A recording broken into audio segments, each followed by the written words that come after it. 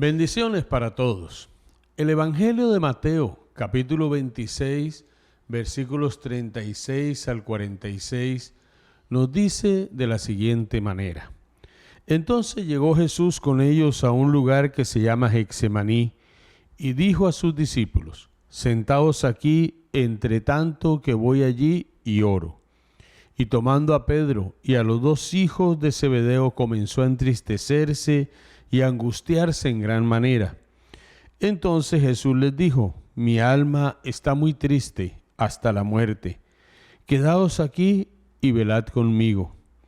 Yendo un poco adelante, se postró sobre su rostro orando y diciendo: Padre mío, si es posible, pase de mí esta copa, pero no se haga como yo quiero, sino como tú. Vino luego a sus discípulos y los halló durmiendo y dijo a Pedro: ¿Acaso no habéis podido velar conmigo una hora? Velad y orad para que no entréis en tentación. El espíritu, la verdad, está dispuesto, pero la carne es débil. Otra vez fue y oró por segunda vez, diciendo: Padre mío, si no puede pasar de mí esta copa sin que yo la beba, hágase tu voluntad. Vino otra vez y los halló durmiendo, porque los ojos de ellos estaban cargados de sueño. Y dejándolos, se fue de nuevo y oró por tercera vez, diciendo las mismas palabras. Entonces vino a sus discípulos y les dijo: Dormid ya y descansad. He aquí, ha llegado la hora, y el Hijo del Hombre es entregado en manos de pecadores. Levantaos, vamos, ved, se acerca el que me entrega. Jesús en Getsemaní, nuestro tema para el día de hoy. Los cristianos tenemos tres íconos que cuentan la historia completa de nuestra fe y la razón de nuestra esperanza, y que nos motiva a ser discípulos comprometidos de y como Cristo, y de darlo a conocer a Él entre los hombres para que todos lleguen al conocimiento de la verdad. Getsemaní es el primero de esos íconos. Es allí donde se inicia la restauración de la comunión del hombre con Dios. Es allí donde Jesús empieza a experimentar los horrores que vendrán dentro de un tiempo, dentro de unas horas, sobre su vida. Luego tenemos la cruz. La cruz nos ofrece la redención, porque allí se sacrificó Jesús y nos ha dado la paz perfecta, el perdón de pecados y la limpieza del alma. Y el tercero de los íconos es la tumba vacía. La tumba vacía cuenta una historia de victoria alcanzada por amor, por determinación de hacer la voluntad de Dios. Es la esperanza de vida que no puede ser alcanzada ni por la muerte. Saber que la tumba está vacía genera esperanza y nos afirma que Cristo está vivo. Los evangelistas Mateo, Marcos y Lucas completan la escena del Getsemaní, aportando cada uno de ellos algunos detalles que enriquecen este momento crucial en la vida de Jesús y benéfico para todo aquel que en Él cree y acepta toda la obra redentora de Cristo en favor de cada uno de nosotros. Al finalizar el Sermón del Monte, Jesús fue al Monte de los Olivos y entró al huerto de Getsemaní. Se dice que este era un huerto privado al servicio del Señor. No se sabe quién era el dueño. Getsemaní significa prensa de aceite. La raíz etimológica nos enseña que Jesús estuvo bajo presión y como el olivo fue prensado, sabiendo que su sangre como el aceite traería la sanidad y restauración del hombre en su relación con Dios. Getsemaní nos enseña aspectos muy importantes. El primero de ellos, la tristeza y angustia de Jesús. Nos enseña además la obediencia de parte del Señor al Padre y el amor del Señor por sus discípulos. Muchos se han preguntado por qué Jesús escogió el huerto de Getsemaní para esa agonía y ser arrestado allí. Al respecto, Charles Spurgeon, el príncipe de los predicadores, dice lo siguiente: ¿acaso es difícil comprender que en el huerto de Edén la autocomplacencia de Adán nos arruinó, llevando al hombre a perder su comunión con el Padre al desobedecerle?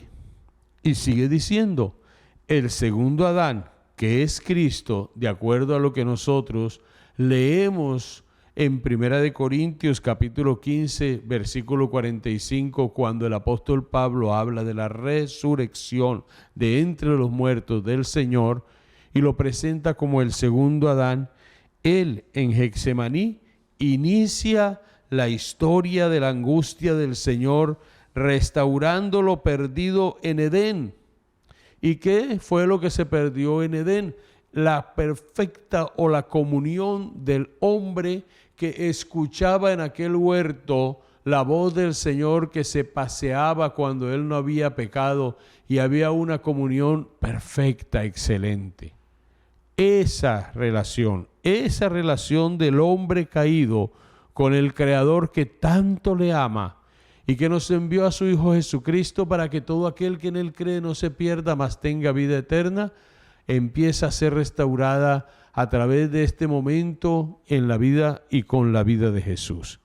Allí donde su deleite fue mayor, porque Jesús pasaba tiempo de oración en este lugar, porque era el lugar donde él se comunicaba muchas veces con su Padre Celestial.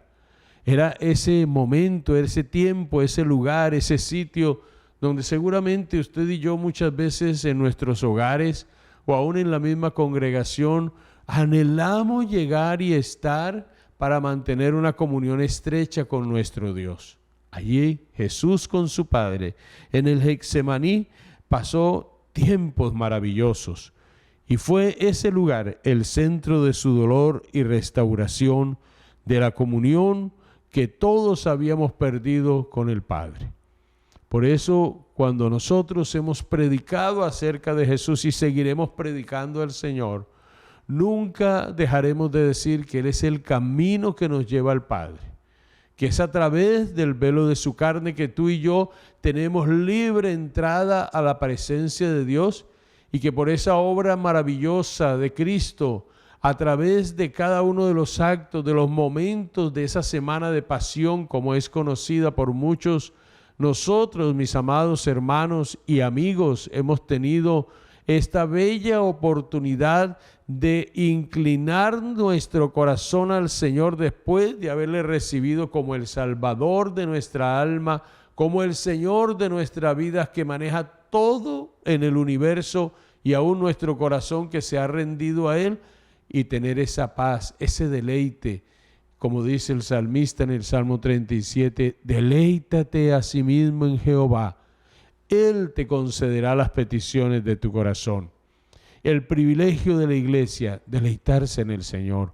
Jesús encontró deleite con su Padre Celestial y tenía una vida de oración, una vida de comunión disciplinada que le llevó a mantenerse en fortaleza.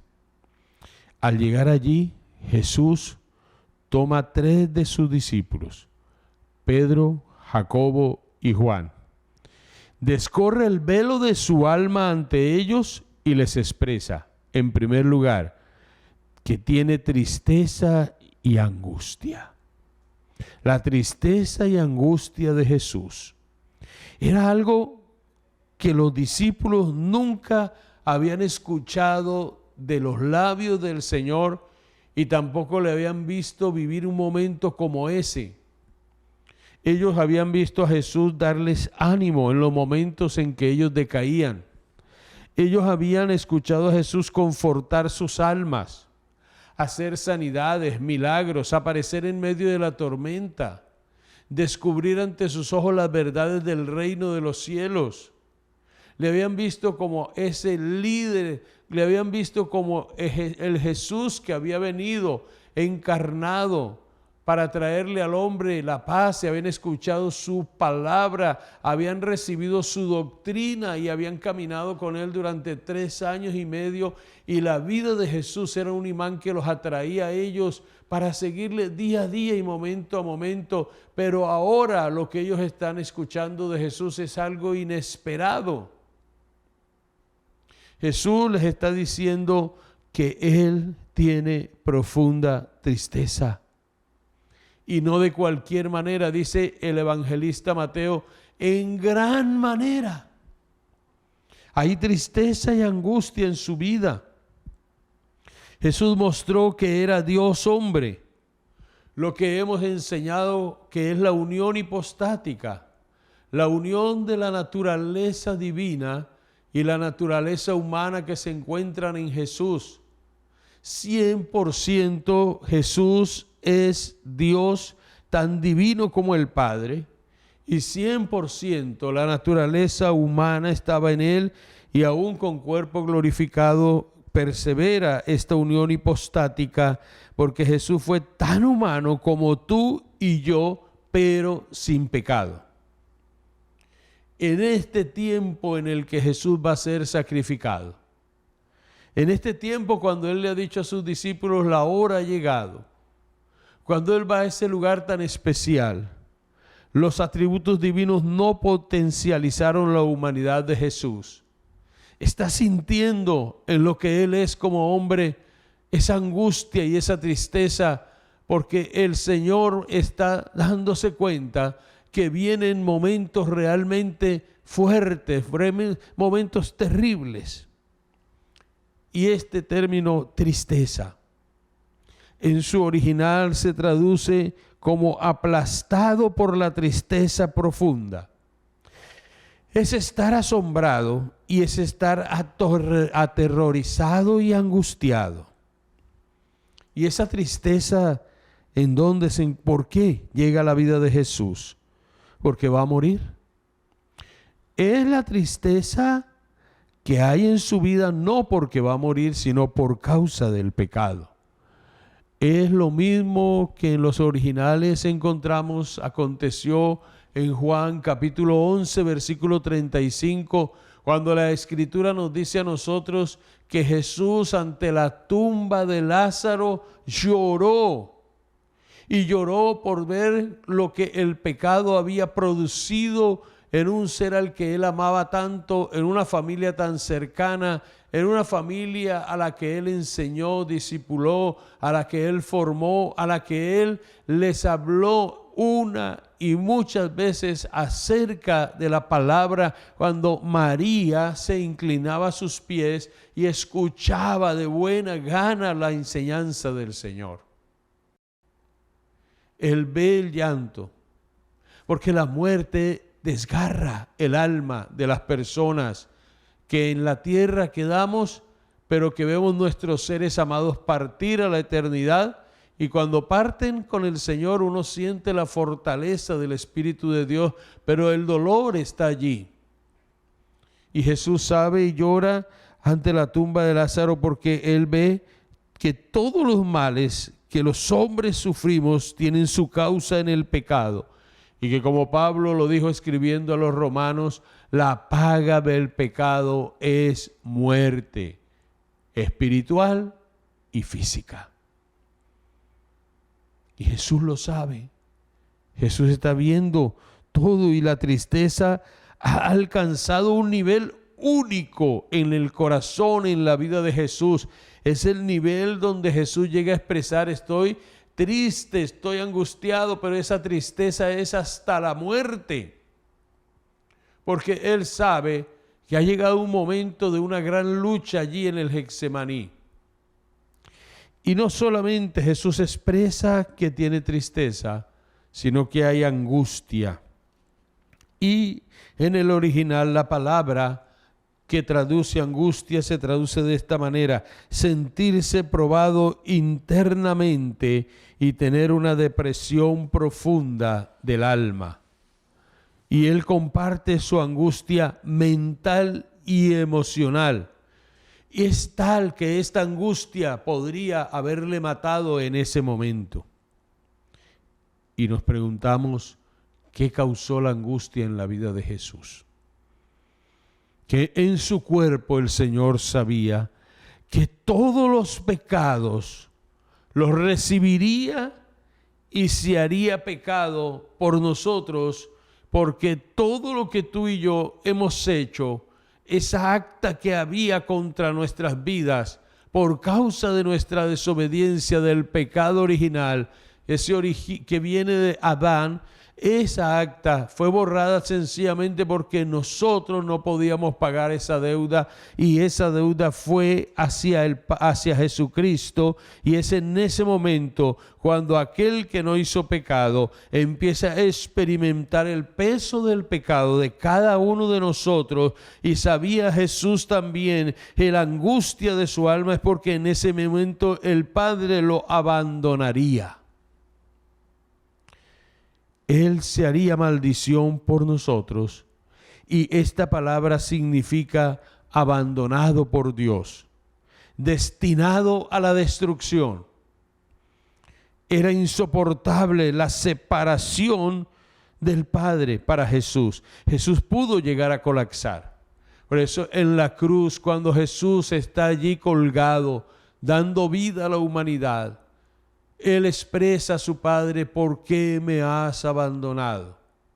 Sintió los rigores del pecado y sintió la soledad, porque un Dios que es absolutamente santo está cargando sobre su Hijo, sobre Jesús, todo el peso del pecado de la humanidad para hacer libre a la humanidad. En segundo lugar, viene la obediencia al Padre. Jesús habla a sus discípulos y les dice: es el momento para que entremos en oración. Después de manifestar su tristeza y su angustia, Jesús va a orar y le pide a sus discípulos que le acompañen. Y viene un momento de tentación en la mente, en la vida de Jesús. Pensamos que el único momento de tentación que Jesús vivió fue en aquel pasaje que ha sido relatado, de aquella situación de Mateo 4, versículo 1 al 11, cuando Jesús ayunó 40 días y 40 noches y vino a él el tentador. Pero no fue el único momento. Aquí hay una tentación.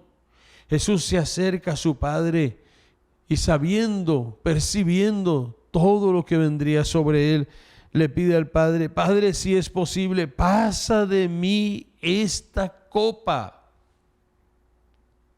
que yo no la beba, que no tenga que experimentar lo que es la culpa del pecado, que no tenga que experimentar en mí lo que es el desamor, lo que no tenga que experimentar en mí lo que es esta desolación de saber que no tengo comunión contigo. Mis hermanos, qué experiencia y qué enseñanza tan profunda y extraordinaria para nuestras vidas. ¿Cuántas veces hemos dejado pasar por alto el pecado y nuestra comunión con el Señor se ha quebrantado y vamos alejándonos de Él? Aquí Jesús está sufriendo porque Él sabe que va a tener unos momentos en su vida, unas horas en su vida en las que va a ser abandonado y va a sentir todo ese rigor sobre su alma. Y Él dice: pero no se haga mi voluntad, sino la tuya. ¿Cuántas luchas, cuántas situaciones han venido a nuestras vidas en las que no hemos prestado atención y el Señor nos está diciendo una y otra vez cuál es su voluntad, y a veces escogemos hacer nuestra voluntad? Es ahí la tentación del discípulo también. Es la tentación que el enemigo envía a nuestras vidas para desviarnos del propósito de Dios. Por eso Jesús dijo: el que no toma su cruz y sigue en pos de mí no es digno de mí. Y tomar la cruz de Jesús no es tomar problemas que a veces vienen a nuestra vida o luchas o enfermedades. No, mis hermanos y amigos, tomar la cruz es dejar que mi voluntad se someta a la voluntad del Señor. Y si debo tomar alguna situación, si debo vivir alguna circunstancia, pues vivirla haciendo la voluntad del Señor, porque la voluntad del Señor siempre es agradable y perfecta. Jesús estaba aquí en oración y pidiéndole al Señor durante 3 veces oró. En ese momento no sabemos el tiempo que dedicó a tener esa comunión con el Padre. No sabemos si fue 1 hora o 2 horas o 3 horas. De todas maneras, Él le dice a Pedro, Pedro, cuando lo encuentra dormido, ¿no has podido velar conmigo 1 hora? Es posible que Jesús haya orado más de 1 hora allí, pero el tiempo fue un tiempo de guerra espiritual.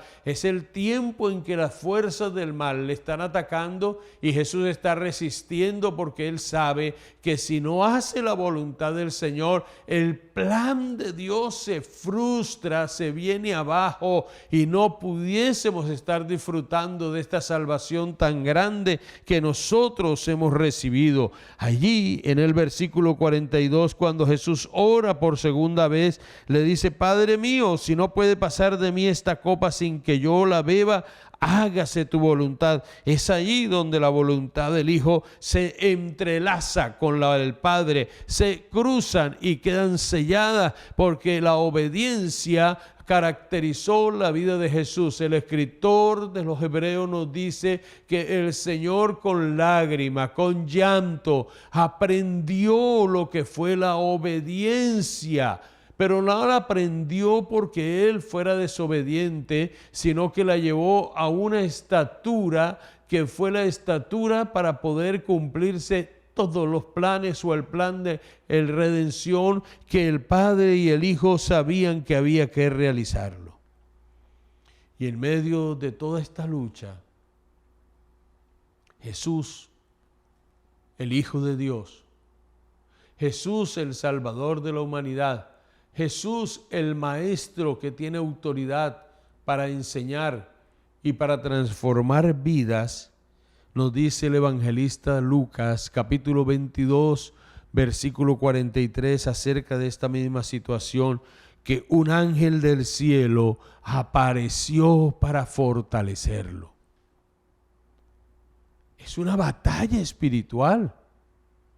Cuando se quieren lograr los propósitos de Dios para nuestra vida, cuando tú y yo estamos en las manos del Señor, no podemos descuidar nuestra vida espiritual. Nuestra vida es una batalla. Pertenecemos al reino de la luz, pertenecemos a Cristo, y el enemigo hará todo lo que esté a su alcance y no va a desestimar ningún esfuerzo para debilitarnos, para tirarnos abajo, para hacer de nosotros vidas arruinadas, vidas derrotadas. Pero recuerda, hermanito, que poderoso es el Señor para seguir sacando adelante nuestras vidas y para ayudarnos que cada día tú y yo podamos ser más que vencedores, como la palabra del Señor lo enseña. Y hay un elemento en la obediencia y en la copa. En el Antiguo Testamento, la copa es una metáfora de la ira de Dios. Isaías, el capítulo 51, versículo 22, el profeta Isaías, hablando del juicio de Dios para el pueblo, dice así: Así dijo Jehová, tu Señor y tu Dios, el cual aboga por su pueblo. He aquí, he quitado de tu mano el cáliz de aturdimiento, los sedimentos del cáliz de mi ira, nunca más los beberás. Y lo pondré en manos de sus angustiadores, que dijeron a tu alma, inclínate, y pasaremos por encima de ti. Y tú pusiste tu cuerpo como tierra y como camino para que pasaran. Esta palabra es una palabra profética que hace mención al Señor Jesucristo. Lo mismo cuando vamos a leer el profeta Jeremías, en el capítulo 25, versículo 15 de este libro nos dice Jeremías: Porque así me dijo Jehová, Dios de Israel, toma de mi mano la copa del vino de este furor y da de beber a él a todas las naciones a las cuales yo te envío, y beberán y temblarán y enloquecerán a causa de la espada que yo envío de ellos. Y tomé la copa de la mano de Jehová. Jesús iba a cargar con toda la ira de Dios sobre su vida por causa del pecado. En pocas horas iba a ser triturado por una ira sin misericordia, para que nosotros fuésemos alcanzados por la misericordia divina.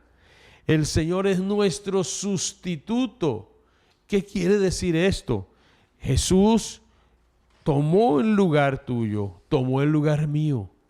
Tú y yo no soportaríamos bajo ninguna circunstancia la más mínima manifestación de toda la santidad de Dios y de toda la ira de Dios. Por eso, cuando Dios te mira a ti, hermano, que has hecho tu decisión para seguir a Jesucristo, Él nos mira a través de su Hijo, y al mirarnos a través de su Hijo nos ve perfectos.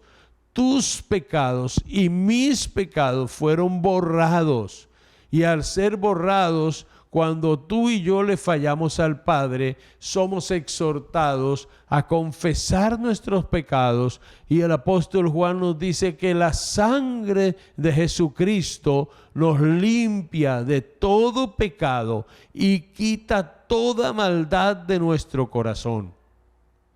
Y ahí la importancia de confesar diariamente delante de la presencia del Padre.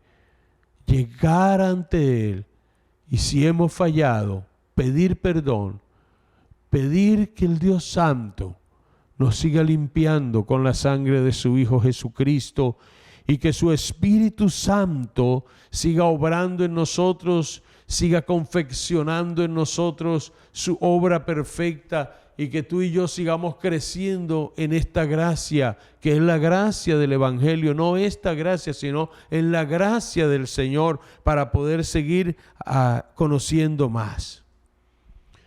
Jesús iba a sufrir el infierno en la cruz.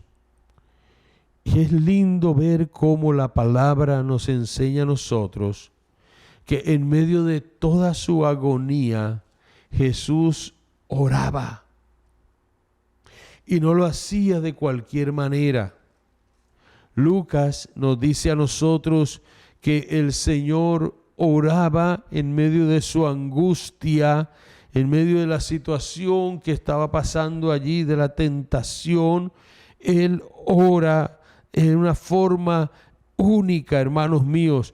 Y se le apareció el ángel en Lucas 22:43, y le fortalecía, y estando en agonía oraba más intensamente. Y en otras versiones de las Escrituras encontramos oraba más fervorosamente, y era su sudor como grandes gotas de sangre que caían hasta la tierra. Mi hermano, cuando encontramos que oraba con agonía, que oraba intensamente, que oraba con fervor, encontramos también que la definición del original hacia este texto bíblico es luchar o contender ardientemente, agonizando.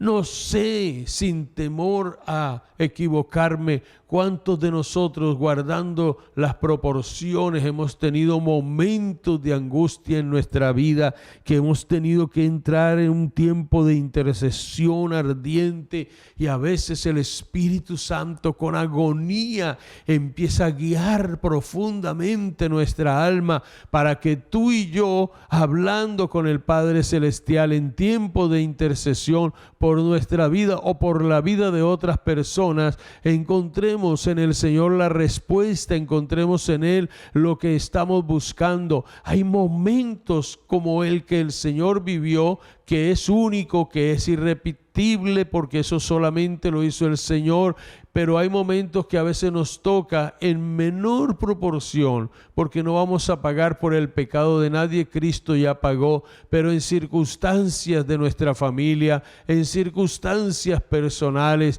que somos movidos por Dios para interceder de esta manera. Aquí, hermanos, se produce en el Señor algo que es realmente impactante. Su sudor era como gruesas gotas de sangre.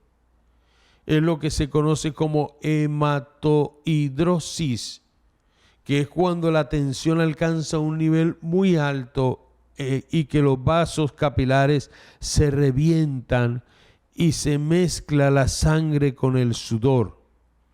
Y esto ocurre porque el Señor sabía que se enfrentaría con algo terrible para él. No conozco alguna situación de alguien que haya llegado a un sufrimiento tan intenso. No hay comparación con ninguno de nuestros sufrimientos, así sean sufrimientos donde tú sientas tu alma partida y quebrantada, con el sufrimiento tan específico, tan determinante que el Señor estaba teniendo allí. El pago que el Señor hizo por ti y por mí es realmente único y es para mantener agradecimiento. En tercer lugar, Jesús manifiesta su amor por sus discípulos. Se les acerca y les habla porque él anhelaba la compañía de sus discípulos. Mateo nos dice a nosotros que él les dijo: quédense aquí y velen conmigo. No hay algo que ayude más para la vida de un líder, de una persona que así no escuche el consejo o así las palabras de los demás no hallen cabida en la vida de nosotros por el dolor, por la carga, por la preocupación. Pero no hay algo mejor que sentirse que aquellos a quienes uno ama y aquellos que expresan su amor se queden con nosotros. Jesús quería estar con sus discípulos y quería que sus discípulos se arrodillaran y oraran juntamente allí con él. Él los deja a un tiro de piedra, dice allí la Escritura. Pero Jesús quería que sus discípulos estuvieran en ese momento, en ese tiempo, que vieran todo lo que estaba pasando, pero que Él les pudiera decir: están conmigo, están orando. Jesús anhelaba eso, como hoy en día Jesús lo está anhelando de cada uno de nosotros. Por eso ese hecho del Señor decirles: velen conmigo, quiero que estén aquí, por favor, quiero que se inclinen, vengan, no me dejen. Es demasiado amor para con nosotros. Es demasiado amor para aquellos hombres que le acompañaron 3 años y medio, que acaban de escuchar un sermón como el sermón del aposento alto, y que ahora, cuando Jesús está entrando ya en su recta final, cuando ya todo está hecho, cuando ya Él va para la cruz, cuando ya su ministerio terrenal está concluyendo, entonces Él anhela que ellos estén allí. Pero ¿qué sucede? Los discípulos no estuvieron allí. Los halló ¿qué? Durmiendo. Y entonces se acerca a Pedro y le dice: Pedro, ¿no pudiste velar conmigo 1 hora? Y vuelve y le exhorta y le dice: velad y orad para que no entréis en tentación. El espíritu está dispuesto, pero la carne es débil. Y esto se aplica no solamente en un caso como este, ni solamente en el caso de la vida de Pedro y de aquellos discípulos, sino de la misma iglesia hoy en día. Hermanos míos, si la iglesia se diera cuenta de lo importante que es mantener esta vida de oración, estar en comunión estrecha con el Padre Celestial, llevarle a Él nuestras cargas, pero también disfrutar de su compañía, si la iglesia le diera el lugar que tiene la oración para el Señor, y si nosotros realmente despertásemos a orar como Dios quiere que lo hagamos, nosotros podríamos mantener nuestra vida mucho más fuerte en las cosas del Señor. La tentación está a la puerta y el diablo no descansa. Está atacando a los pastores, está atacando a los líderes, está atacando a las familias, está acabando y atacando con los jóvenes, con los adolescentes, y nuestra vida de oración debemos reconocerlo en muchos momentos y en muchas ocasiones es demasiado pobre. Estamos tan cargados de cosas que no debemos tener ni hacer porque hemos descuidado lo que es esa comunión con nuestro Padre Celestial. Jesús no la descuidó en ningún momento. Siendo aún muy oscuro, Jesús se levantaba a orar. Marcos capítulo 1 versículo 35. Sus discípulos, cuando muchas veces Jesús no lo encontraban, sabían dónde podían ir cuando no estaban con él y lo encontraban orando. Después de muchas horas donde ellos pasaban predicando y escuchando a Jesús, y cuando Jesús estaba con ellos en jornadas evangelísticas por mucho tiempo, él se retiraba aparte a hablar con su Padre Celestial, a orar. Iglesia, es tiempo de renovar nuestra relación con el Señor en oración. Los demonios se han desatado, y se han desatado de tal manera sobre la humanidad que uno de los primeros blancos objetivos para ellos derribar es la obra del Señor. El enemigo trae desánimo a tu vida para que no ores. Levántate, resplandece. Jesús le está diciendo a Pedro: Pedro, tú no has podido velar una hora conmigo. Velad y orad para que no entres en tentación. Nos hemos venido diluyendo, hemos visto líderes caer, hemos visto iglesias arruinarse, hemos visto personas llenas de elocuencia cancelando reuniones de oración porque les parece que es algo exagerado y extremista, porque en este tiempo, mis queridos, estamos viviendo de otras cosas y mucho pueblo se está llenando de ceniza en su corazón. Y aquí lo que hay que llenarse es de fuego, de poder de lo alto, del poder del Espíritu Santo. Y para tener ese poder se requiere una iglesia que esté velando en oración para que no entre en tentación, porque el espíritu nuestro está débil, pero nuestra carne está dispuesto. Nuestro espíritu está dispuesto, pero nuestra carne es débil. Cedemos tan fácilmente a cualquier insinuación que el diablo ponga en nuestro camino. El Señor está preparando la iglesia para un gran avivamiento, pero la iglesia necesita arrepentimiento, conversión, oración, ayuno y estabilizarse en la palabra. Lucas añade algo más al sueño de los discípulos.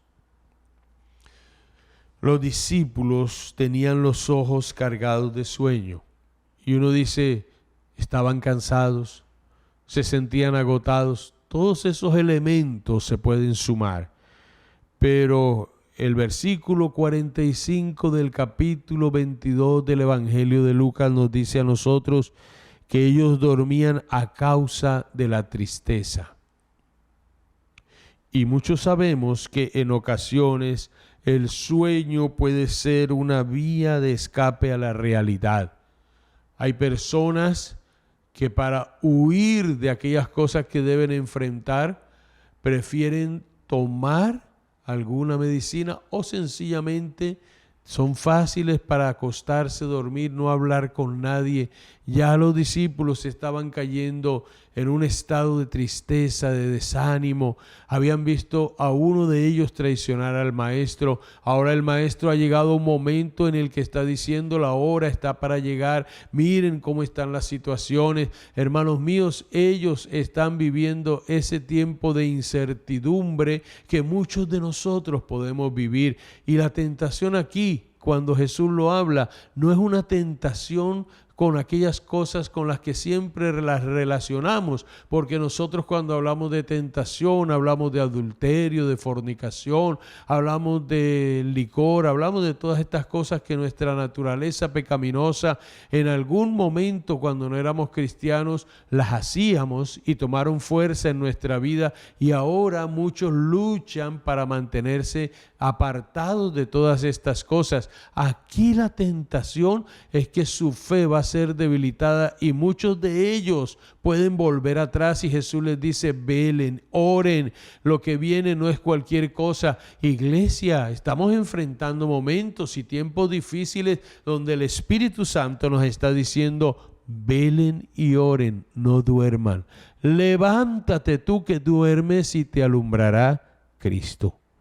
No es escapando de la realidad, es enfrentando la realidad tomados de la mano del Señor. Concluimos. La hora había llegado. La inminencia del momento más tenebroso de la historia de la civilización había llegado. Sin embargo, así se logró la salvación para los pecadores. Que Dios nos bendiga, que Dios nos ayude y que cada día podamos permanecer fieles y firmes en la presencia del Señor. Y tu amigo que no has recibido a Jesucristo, es el momento para que tú le recibas, le sigas y afirmes tu corazón en Él, haciendo una oración que podemos guiarte en este momento a que tú la realices, diciéndole a Dios así: Dios amado, es para los amigos que no han recibido a Cristo. Hoy quiero aceptarte como mi Señor y mi Salvador. Te pido perdón por cada uno de mis pecados. Te pido, Señor, que yo hoy pueda empezar a conocerte a ti como el Señor y el dador de mi vida, como el que todo lo puede y todo lo hace, como el dador de esa vida eterna que yo quiero disfrutar contigo. Te acepto y te pido que tu sangre limpie cada pecado y yo empiece a vivir como una nueva criatura en Cristo Jesús. Si hiciste esta oración de fe, te bendigo, te felicito. Si no la hiciste, también te bendigo. Y si tienes necesidad y quieres, comunícate al teléfono que aparece en pantalla. Dios les bendiga, Dios les guarde y Dios les fortalezca. Amén.